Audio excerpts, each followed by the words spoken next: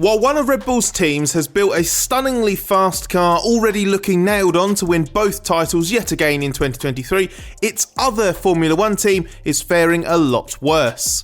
AlphaTauri has the slowest car on average over the first 3 races of the season. It's not looked easy to drive at all, and one fortunate point in Australia leaves the team joint last in the championship, ahead of Williams only on countback. It's surprising for a team that won a race as recently as 2020 and had its best ever season in 2021 to have fallen so far, especially given its links to Red Bull Racing, which has produced another world beater. But big changes are already being made at the track and away from it, and more are coming. Last year was a very disappointing backwards step, as AlphaTauri got it wrong when the new ground effect era began, struggled with in-season aerodynamic development on an overweight car, and found the budget cap hard to work around. But AlphaTauri started 2023 with bullish expectations of re-establishing itself as a leading midfield team and scoring a lot more points.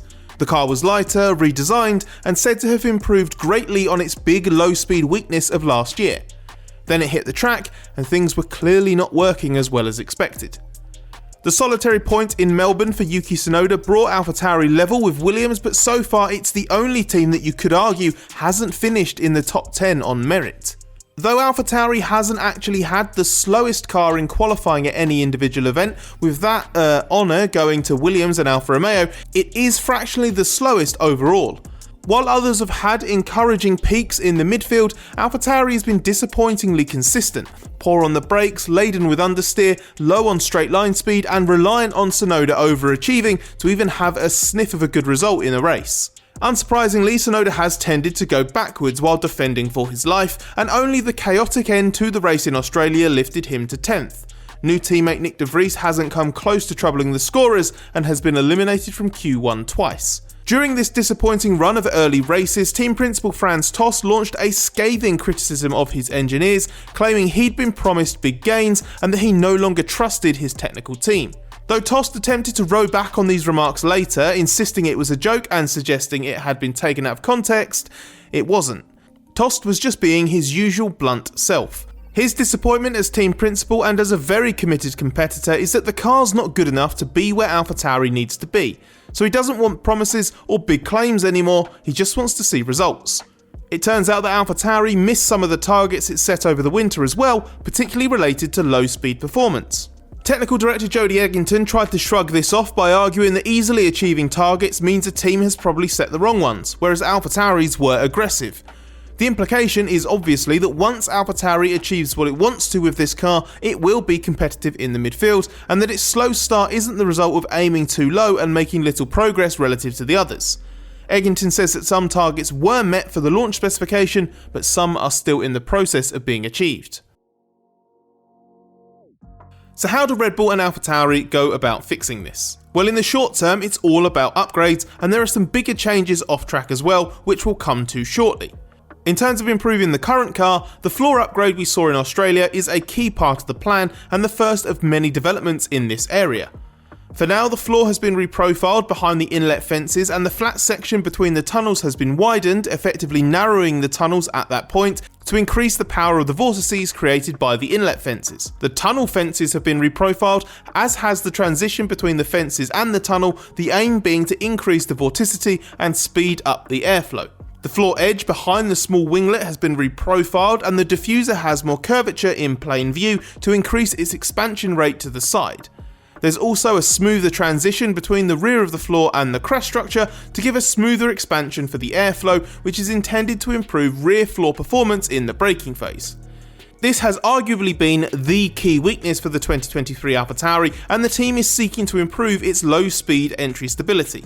So far, the car has suffered from an aero load drop-off at a high rear ride height, triggering instability and requiring the drivers to be more conservative on entry. The changes have allowed the drivers to start to push harder with a higher apex speed instead of constantly bleeding lap time in these key slow corners, with Tsunoda reckoning it's been worth up to 0.2 of a second. These upgrades are primarily the result of work AlphaTauri was already doing before the car ran on track in testing and the opening races, because that's just the reality of long lead times in F1. But the fact is that the on-track running only really served to give AlphaTauri more detail about where it needed improvement.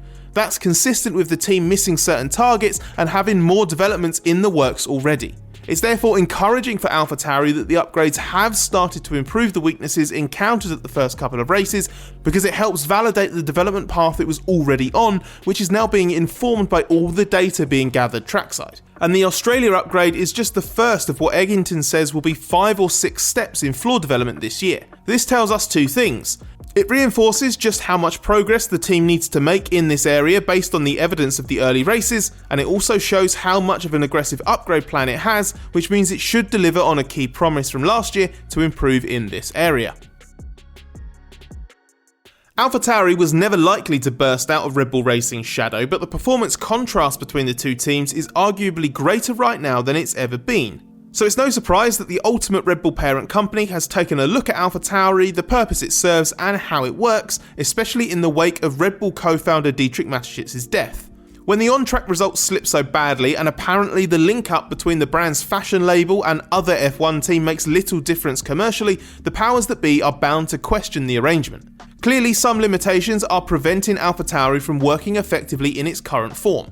To address this, an unspecified reorganisation is said to have happened within the aerodynamics department already, but there are even bigger changes coming.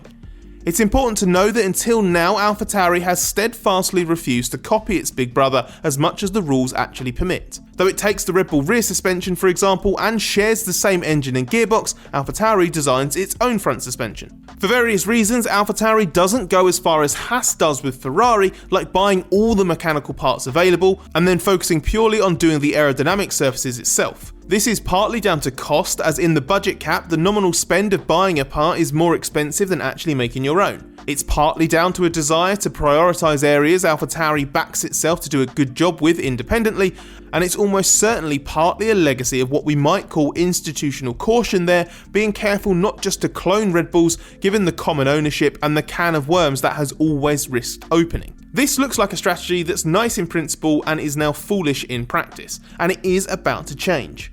A closer cooperation with Red Bull is said to be starting, with AlphaTauri using year-old Red Bull front suspension from 2024.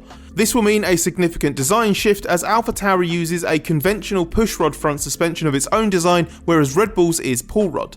And there's talk of using the wind tunnel in a better way as well. While the meaning of this is unclear, given AlphaTauri shares Red Bull's existing Bedford facility, it could relate to speculation about relocating the team to the UK. And with Red Bull planning a brand new wind tunnel at its base in Milton Keynes, it could mean having more of the AlphaTauri designed and developed in close proximity to the tunnel it uses. There's already an aero team of more than 100 people in Bicester, but a relocation would obviously mean a much changed way of working in the name of greater efficiency. However much of this comes off, it's clear that AlphaTauri is realigning more closely with its big brother. The question then becomes, how likely is it to work? Given AlphaTauri has been ruthlessly exposed at the start of a new and immensely complex aerodynamic era, it seems obvious where the weakness is.